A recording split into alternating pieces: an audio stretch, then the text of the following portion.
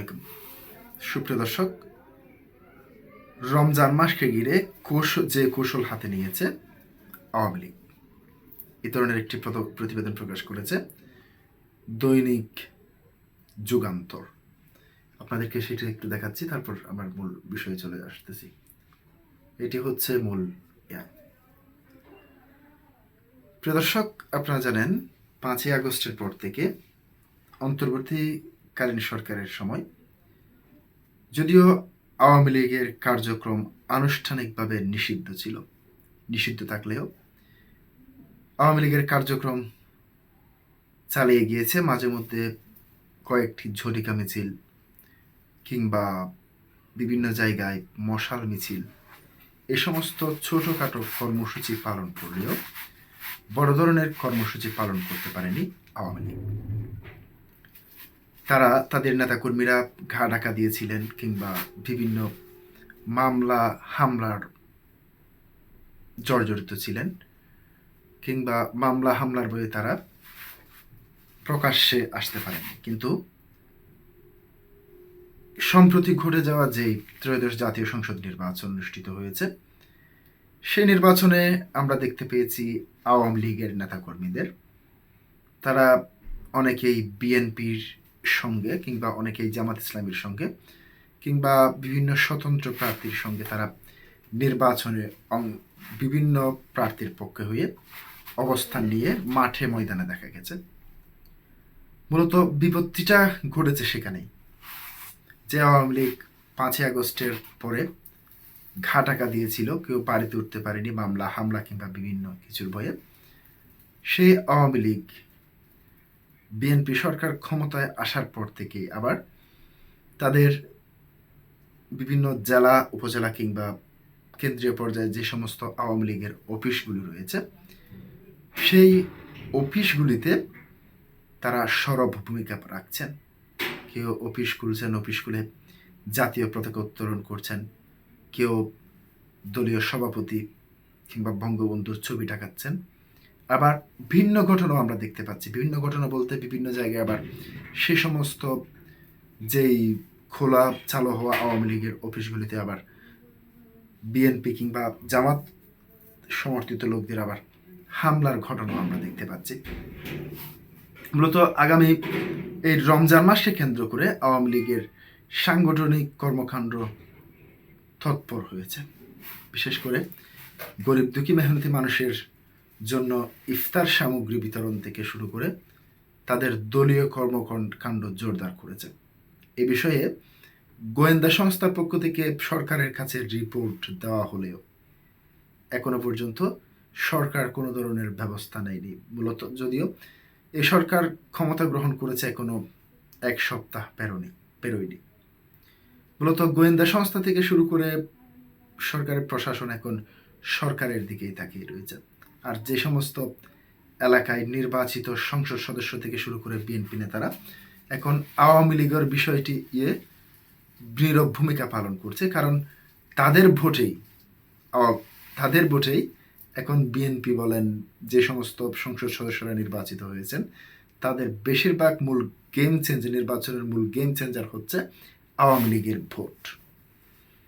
আমরা দেখতে পেয়েছি আওয়ামী লীগের ভোট নিজেদের পক্ষে নেওয়ার জন্য জামাত ইসলামী সহ বিএনপি সহ বেশ সব রাজনৈতিক দল উঠে পড়ে লেগেছিল।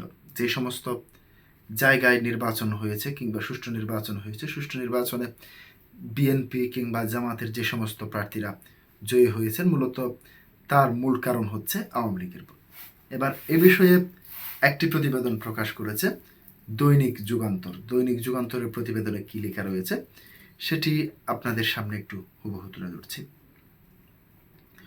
সদ্য সাবেক প্রধান উপদেষ্টা অধ্যাপক মোহাম্মদ ইউনূসের নেতৃত্বাধীন অন্তর্বর্তী সরকার গত বছরের আগস্টের ক্ষমতাচ্যুত আওয়ামী লীগ এবং এর অঙ্গ সহযোগী ও ভ্রাতৃপ্রতিম সব সংগঠনের কর্মকাণ্ড নিষিদ্ধ ঘোষণা করেছে।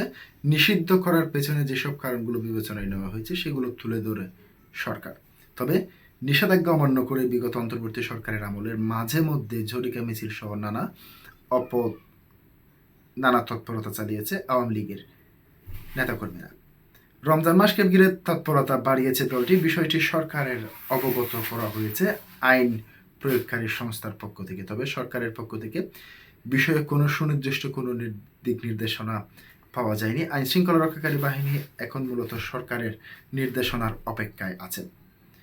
গোয়েন্দা সূত্র জানায়, রমজানকে ঘিরে বিশেষ পরিকল্পনা হাতে নিয়েছে আওয়ামী লীগ। এই পরিকল্পনার আওতাধীন দলীয় কার্যক্রম জোরদার করতে চায় দলটির ইফতার মাহফিল বা গরিব দুঃখীর মধ্যে ইফতার সামগ্রী বিতরণের নামে দলীয় কার্যালয় খোলা হয়েছে বেশ কয়েকটি স্থানে। সেসব স্থান থেকে চলছে নানা তৎপরতা। বুধবার দেশের বিভিন্ন স্থানে আওয়ামী লীগের কার্যক্রম ছিল চোখে পড়ার মতো। সংশ্লিষ্ট সূত্র জানায়, আওয়ামী লীগের কার্যক্রম নিষিদ্ধের পর রাজধানী সহ সারা দেশের বিভিন্ন স্থানে রাজনৈতিক দলগুলোর নেতাকর্মীরা ছিল আওয়ামী লীগের দলের বিরুদ্ধে সোচ্চার। মূলত তাদের বাধার কারণে মাঠে নামতে পারেনি আওয়ামী লীগ। কিন্তু গত জাতীয় সংসদ নির্বাচনে ভোটদানকে কেন্দ্র করে স্থানীয়দের প্রকাশ্যে আসার সুযোগ পান আওয়ামী লীগের নেতাকর্মীরা। তাদের কেউ কেউ জামাত জোট, আবার কেউ বিএনপি নেতৃত্বাধীন জোটের পক্ষে কাজ করেছে। এ কারণেই নির্বাচনে অংশ নেওয়া রাজনৈতিক দলগুলো এখন আওয়ামী লীগের কার্যক্রমের বাধা দিচ্ছে না। নারায়ণগঞ্জ আওয়ামী লীগের জেলা মহানগর উপজেলার সামনে ব্যানার টাঙানো হয়েছে, দেওয়া হয়েছে আওয়ামী লীগের নামে স্লোগান। গোপালগঞ্জে কোটালীপাড়া কার্যালয়ে দলীয় পতাকা উত্তোলন করা হয়েছে। চট্টগ্রামে যুবলীগের উদ্যোগে কারাবন্দীদের পরিবারের সদস্যদের মধ্যে ইফতার বিতরণ করা হয়েছে। চট্টগ্রামে ছাত্রলীগের উদ্যোগে মহানগর আওয়ামী লীগের অফিস উদ্বোধন করা হয়েছে। ময়মনসিংহের তারাকান্দায় হয়েছে কর্মী সমর্থকদের জামায়াত। দিনাজপুরে পরবর্তীপুরে আওয়ামী লীগ, যুবলীগ ও ছাত্রলীগের উদ্দেশ্যে জাতীয় পতাকা উত্তোলন করা হয়েছে। শরীয়তপুরে ছাত্রলীগের উদ্যোগে জয় বাংলা স্লোগান দিয়েছে। দলীয় কার্যালয় উন্মুক্ত করা হয়েছে। বুধবার নোয়াখালীর টাউন হল মোড়ে জেলা আওয়ামী লীগ কার্যালয়ের তালা ভেঙে ব্যানার টাঙিয়ে দিয়েছে নেতাকর্মীরা। কুড়িগ্রামের দলীয় কার্যালয়ে ব্যানার টাঙানো এবং জাতীয় পতাকা উত্তোলনের কয়েক ঘন্টার মধ্যে ভাঙচুর চালিয়েছে বৈষম্য বিরোধী ছাত্র আন্দোলন। রাজবাড়ীতে আওয়ামী লীগের কার্যালয়ে শেখ হাসিনা ও শেখ মুজিবের ছবি টাঙানো হয়েছে। এই দিনই হবিগঞ্জে জয় বাংলা স্লোগান দিয়ে জাতীয় কার্যক্রম শুরু করে আওয়ামী লীগ। নোয়াখালীতে খোলা হয় দলীয় কার্যালয়। এর আগে দিন বরিশালে শেখ হাসিনা আসবে, বাংলাদেশ হাসবে শীর্ষক স্লোগানে সম্বলিত টাঙানো হয় ব্যানার, ছিঁড়ে ফেলে উত্তেজিত জনতা। এতদিন চাঁপাইনবাবগঞ্জে জেলা ছাত্রলীগ সাধারণ সম্পাদক নেতৃত্ব দলীয় পতাকা উত্তোলন করা হয়। লক্ষ্মীপুর ও কুমিল্লার যুবলীগের উদ্যোগে ইফতার সামগ্রী বিতরণ করা হয় এবং চট্টগ্রামের সাবেক ছাত্রলীগ নেতার উদ্যোগে বিতরণ করা হয় ইফতার মাহফিল। যুবলীগের উদ্দেশ্যে চট্টগ্রামে উন্মুক্ত করা হয় আওয়ামী লীগের কার্যালয়। কুমিল্লায় বুড়িচং উন্মুক্ত করা হয় দলীয় কার্যালয়। নোয়াখালী সেনবাগ ছাত্রলীগের উদ্যোগে বিতরণ করা হয়েছে ইফতার সামগ্রী। এদিক তোলা হয়েছে নওগাঁ আত্রাইন উপজেলা দলীয় কার্যালয়। একই দিনে উন্মুক্ত বিশ্ববিদ্যালয় তত্ত্বাবধায়ক সরকারের অধীনে নির্বাচনের দাবিতে ছাত্রলীগের পক্ষ থেকে পোস্টারিং করা হয় এবং গত 16 ফেব্রুয়ারি পটুয়াখালী দশমিনা আওয়ামী লীগের দলীয় কার্যালয় উদ্বোধন করা হয়েছে। ঠাকুরগাঁও ফিরগঞ্জে দলীয় কার্যালয়ে দলীয় পতাকা উত্তোলন করে ভিডিও পোস্ট করা হয় সামাজিক যোগাযোগ মাধ্যমে। এদিন চট্টগ্রাম উত্তর জেলা আওয়ামী লীগের অফিস খুলে ব্যানার টাঙানো হয়। এর আগে গত 15 ফেব্রুয়ারি দিনাজপুর সদরে দলীয় কার্যালয় খুলে জাতীয় এবং দলীয় পতাকা উত্তোলন করে আওয়ামী লীগ। খুলনায় দলীয় কার্যালয়ে শেখ মুজিবুর রহমান, শেখ হাসিনার ছবি টাঙানোর পাশাপাশি ছবিতে পরানো হয় ফুলের মালা। বরগুনার বেতাগী দলীয় কার্যালয়ে শেখ মুজিব ও শেখ হাসিনার ছবি পুনর্স্থাপন করা হয়, পাশাপাশি টাঙানো হয় দলীয় কার্যালয়ের সাইনবোর্ড। এদিন ধানমন্ডি 32 নম্বরে শ্রদ্ধা নিবেদনের জন্য উপস্থিত হন ছাত্রলীগের সাবেক বর্তমান নেতারা। এর আগে 13 ফেব্রুয়ারি পঞ্চগড়ে চাকলাইটের দলীয় কার্যালয়ে তোলা হয় জাতীয় আওয়ামী লীগ নেতাকর্মীদের উন্মুক্ত করা হয়। পুলিশ অতিরিক্ত DIG crime and ops Khondokar Rafiqul Islam বলেন, ট্রানজিশনাল পিরিয়ডের সুযোগ নিতে চেয়েছিল আওয়ামী লীগ। ভোটের পর থেকেই নতুন সরকারের দায়িত্ব গ্রহণের দিন পর্যন্ত তারা বেশি তৎপর ছিল। এখন আমরা এই বিষয়ে সোজা কাছে আশা করছি তাদের অপতৎপরতা সফল হবে না। তিনি বলেন, নিষিদ্ধ দলকে আমরা কোনো কার্যক্রম চালাতে দেব না। দিনাজপুর জেলা এবং নারায়ণগঞ্জ থেকে এরই মধ্যে আমরা 11 জনকে গ্রেফতার করেছি।